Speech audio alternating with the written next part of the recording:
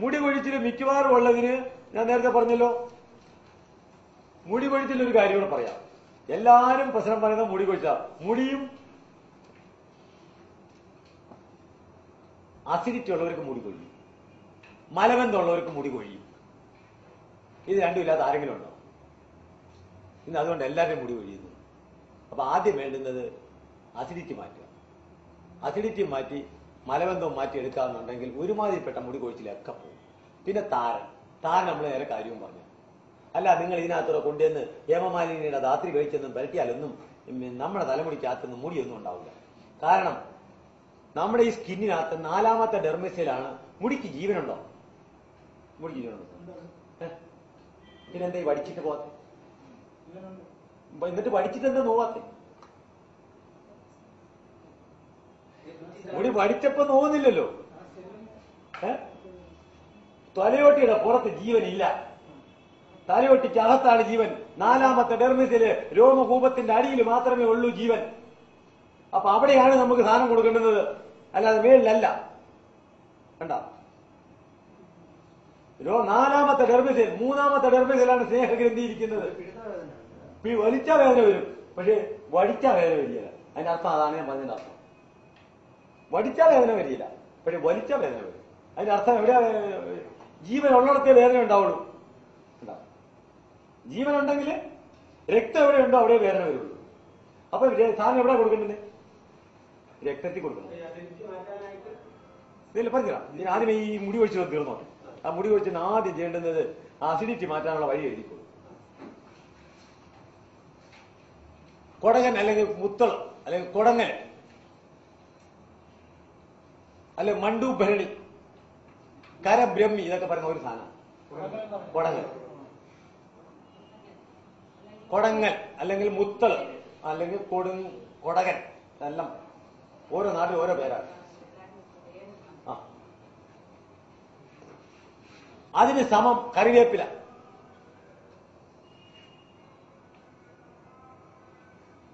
അതിന് സമം കശുമാവിന്റെ കിളുന്ന ചുമന്ന ഇല.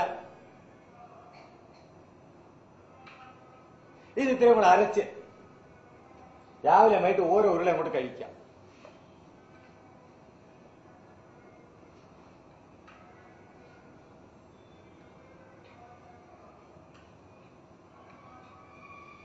തുമ്പയില ഇട്ട് വെള്ളം തിളപ്പിച്ച് കുടിക്കുക. തുമ്പയുടെ ഇല ഓരോ ഉരുള. ഇച്ചിരി കൂടി ഇത് ഒന്നും സംഭവിക്കും. ഇത് 3 സാധനവും ഒരു ശല്യം ഉണ്ടാക്കുന്നത്. തുമ്പയുടെ ഇല തിളപ്പിച്ച് വെള്ളവും കുടിക്കുക.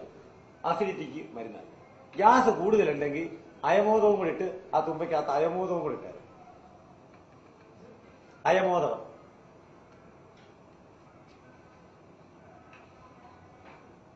ഇനി എന്തായി? തീർന്നോ? അസിഡിറ്റിയുടെ കാര്യം കഴിഞ്ഞല്ലോ. ഇതിന് പാലും ഇതിന് പാല് കുടിക്കരുത് അസിഡിറ്റി ഉള്ളത്. ഒരു ചായയും പാലും കുടിച്ചാൽ അസിഡിറ്റി. മുടി കൊഴിക്കിന്റെ ബേസിക്. എന്നിട്ട് ഇവർ എന്ത് ചെയ്യണമെന്നറിയോ? കാൽഷ്യത്തിന് മരുന്ന്. കാൽഷ്യത്തിന്റെ മരുന്ന് ഈസി.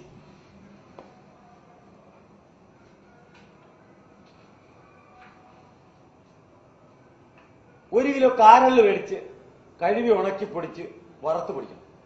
കാരെള്ള് എള്ളുണ്ട്, കറുത്തെള്ള്. അത് അതിന് എള്ളതിനകത്ത് കറുത്തെള്ള്.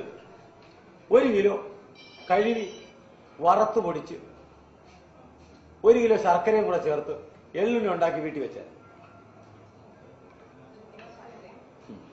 എള്ളുണ്ണി ഉണ്ടാക്കി വീട്ടിൽ വെക്കുക. ആവശ്യത്തിന് കഴിച്ചോട്ടെ. ഇഷ്ടം പോലെ കാൽസ്യമായി. ഇത് തൈറോയിഡിനും കൊടുക്കുക. തൈറോയിഡിന്റെ പ്രശ്നമുള്ളവരാണെങ്കിൽ, ഇതിന്റെ കൂടെ തൈറോയിഡും ഉള്ളവരാണെങ്കിൽ ജാതിപത്രി ഒരെണ്ണം, കാട്ടുജീരകം 5 ഗ്രാം, ഒരു കടുക്കാത്തോട്. കാട്ടുജീരകത്തിന്റെ ഇരട്ടി ആയിരിക്കണം കടുക്കാത്തോട്. വെയിറ്റ് എടുക്കുവാണ്.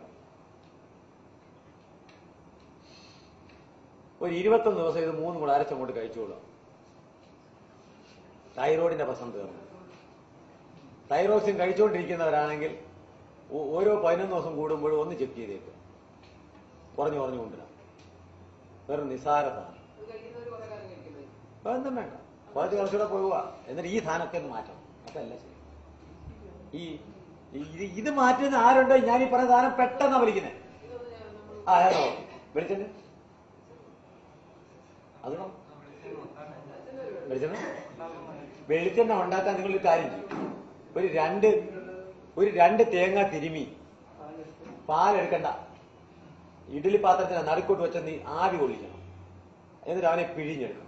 മിക്സിയിലിട്ട് അടിക്കാൻ അടിക്കാമെങ്കിൽ പെട്ടെന്ന് കാര്യം നടക്കും. അപ്പൊ അതിന്റെ നെയ്യായിട്ട് ഇനി വരും. ആ നെയ്യ് ചട്ടിയിലോട്ട് വെച്ച് ഒന്ന് പറ്റിക്കാമെങ്കിൽ 5 മിനിറ്റ് പോലും വേണ്ട, ഉരുക്ക് വെളിച്ചെണ്ണ. നിങ്ങൾ പാലിട്ട് കാച്ചുമ്പോൾ വലിയ സമയം പോലെ ഇത് പെട്ടെന്ന് കഴിഞ്ഞു. പാൽ നമ്മുടെ തേങ്ങ തിരുമുക, ഇഡ്ഡലി പാത്രത്തിൽ വെച്ചിട്ട് ആവി കൊള്ളിക്കുക, വേവിക്കുക. വേവിച്ചിട്ട് അവനെ പിഴിഞ്ഞെടുക്കുമ്പോൾ നെയ്യായിട്ട് ഇനി വരുമെന്നേ. ഈരേഴും തോർത്തിനകത്തോണ്ട് പിഴിയുന്നേ. മിക്സിയിലിട്ട് അടിച്ച് പിടിയാണെങ്കിൽ പെട്ടെന്ന് കുറച്ചുകൂടെ സ്പീഡ് കിട്ടും. അപ്പൊ മറ്റേ പാലിട്ട് പറ്റിക്കണ്ട, അവന് ഫുള്ള് സാധനം പോരുകയും ചെയ്യും. ഒന്ന് വേഗം നെയ്യായി കഴിഞ്ഞില്ലേ, സാധനം നെയ്യായല്ലോ, ഉരുക്കിയെടുത്താൽ അത് സിമ്പിൾ. അപ്പൊ അങ്ങനെ നമുക്ക് ചെയ്യാൻ പറ്റുമല്ലോ. ആരുടെ സൗകര്യത്തിന് പോകണ്ട, മനസ്സിലായോ?